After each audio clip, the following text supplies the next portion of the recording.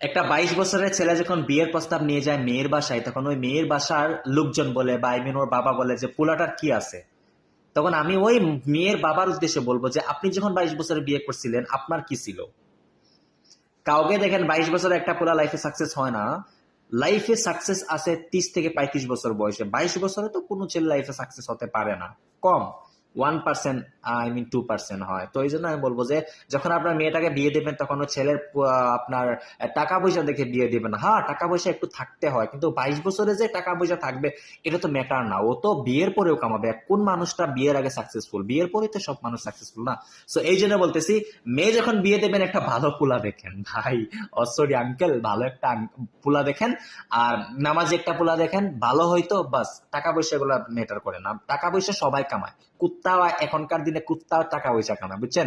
সাপের খেলা দেখিয়ে সাপেও টাকা পয়সা কামায়। তো এই জন্য টাকা পয়সা এমনি আসবে, কিন্তু লাইফে যদি ভালো একটা পোলার সাথে আপনার মেয়ে বিয়ে দিতে পারেন না, তাইলে কিন্তু সারা জিন্দগি পস্তাবেন। এই জন্য বলতেছি, টাকা জাজ করে না। টাকা দিয়ে দেখবেন না কাউকে, মন দিয়ে দেখেন। মনে মনে পোলাটা কিরকম ওই দেখেন, ব্যবহার কিরকম এগুলা দেখেন। পোলাটা দিনদার কিনা ওইগুলো দেখেন। এই টাকা পয়সা দেখে লাভ নাই, বুঝছেন মেয়ের বাবারা? ভাই ভাই।